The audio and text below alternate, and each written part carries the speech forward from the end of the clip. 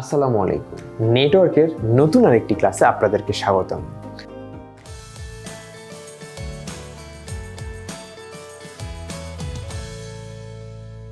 আমরা নেটওয়ার্কের ক্লাস মূলত করছি, যেটাতে প্রিভিয়াস ক্লাসগুলোতে আমরা মোবাইল ফোনের নেটওয়ার্ক কীভাবে কাজ করে, দেন হচ্ছে মোবাইল ফোনের আপনার রোমিং কীভাবে করতে হয়, ব্ল্যাক হোল কি, এই সম্পর্কে আমরা জেনেছিলাম। আজকে আমরা নতুন ইম্পর্টেন্ট একটা টপিক সম্পর্কে জানবো, যেটা হচ্ছে কি ফ্রিকোয়েন্সি।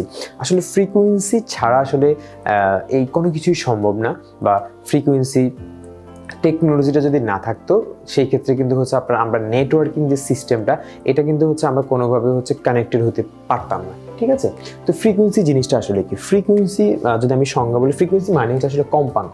ঠিক আছে, আমি যদি সংজ্ঞা বলি, অর্থাৎ প্রতি একক সময় যতগুলো সাইকেল বা কম্পাঙ্ক সংঘটিত হয় তাকে আমরা ফ্রিকোয়েন্সি বলি, এবং ফ্রিকোয়েন্সির একক হচ্ছে কি হার্টজ।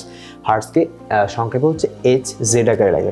অর্থাৎ আপনার ফ্রিকোয়েন্সিটা যদি আমি সহজে বুঝাতে পারি, এখানে কি দেওয়া আছে পিকচার, যদি আমি খেয়াল করি, একটা টাওয়ার দেওয়া আছে। টাওয়ারের পাশে দেখেন এই যে কতগুলো ওয়েভ, এই যে ওয়েভ অনেকগুলো এরকম ওয়েভ দেওয়া আছে। এই যে ওয়েভটা হচ্ছে কি এক একটা ফ্রিকোয়েন্সি। দেখছে একক সময় আসলে যদি আপনার অনেক বেশি হার্টজের হয় সেক্ষেত্রে অনেক বেশি ওয়েভ হবে, আবার যদি কম হার্টজের হয় সেক্ষেত্রে কি হবে, কম হার্টজের ফ্রিকোয়েন্সি হবে।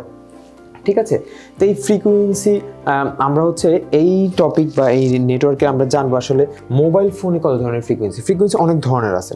এখানে যেহেতু লেখা আছে যে মোবাইলে 2 ধরনের ফ্রিকোয়েন্সি ব্যবহার হয়, তার মানে যেহেতু মোবাইলের 2 ধরনের, তার মানে ফ্রিকোয়েন্সি অনেক ধরনের আছে। শব্দের ফ্রিকোয়েন্সি আছে, বাতাসের ফ্রিকোয়েন্সি আছে, পানির ফ্রিকোয়েন্সি আছে, প্রত্যেকটা জিনিসের একটা ফ্রিকোয়েন্সি আছে। আপনি দেখবেন পানি যদি আপনি একটা ঢিল ছুঁড়েন, দেখবেন একটা ওয়েবের মতো পুরো একটা পুকুরের মধ্যে বা একটা এর মধ্যে ওয়েব এভাবে হতে থাকে, সাগরের ঢেউ এভাবে হইতে থাকে। এগুলো আসলে এক এক ধরনের ফ্রিকোয়েন্সি। বাট আমাদের সেলফোনের কি আসলে সব ধরনের ফ্রিকোয়েন্সির প্রয়োজন নেই। আমাদের সেলফোন মূলত 2 ধরনের ফ্রিকোয়েন্সি ব্যবহার করা হয়। একটা রেডিও ফ্রিকোয়েন্সি, আর একটা ইন্টারমিডিয়েট ফ্রিকোয়েন্সি। ঠিক আছে, এই 2 ধরনের ফ্রিকোয়েন্সি আসলে আমাদের সেলফোনে ব্যবহার করা হয়। তো রেডিও ফ্রিকোয়েন্সি কি বা ইন্টারমিডিয়েট ফ্রিকোয়েন্সি কি, এই জিনিস নিয়ে বা এই সম্পর্কে ডিটেলস জানবো আমরা নেক্সট ক্লাসে। তো আশা করি ফ্রিকোয়েন্সি জিনিসটা কি এটা কিন্তু আপনারা ক্লিয়ারলি বুঝতে পারছেন যে ফ্রিকোয়েন্সি জিনিসটা কি। আমি যখন নেক্সট ক্লাসে রেডিও ফ্রিকোয়েন্সি এবং ইন্টারমিডিয়েট ফ্রিকোয়েন্সি নিয়ে আলোচনা করব, তখন এই ফ্রিকোয়েন্সি সম্পর্কে আপনারা আরও ক্লিয়ার একটা ধারণা পাবেন যে আসলে ফ্রিকোয়েন্সি জিনিসটা কি, কীভাবে কাজ করছে। ঠিক আছে, তো আজকে এই পর্যন্ত থাকলো। ইনশাল্লাহ নেক্সট ক্লাসে আমরা রেডিও ফ্রিকোয়েন্সি এবং ইন্টারমিডিয়েট ফ্রিকোয়েন্সি সম্পর্কে জানবো। সেই পর্যন্ত সবাই ভালো থাকুন, সুস্থ থাকুন।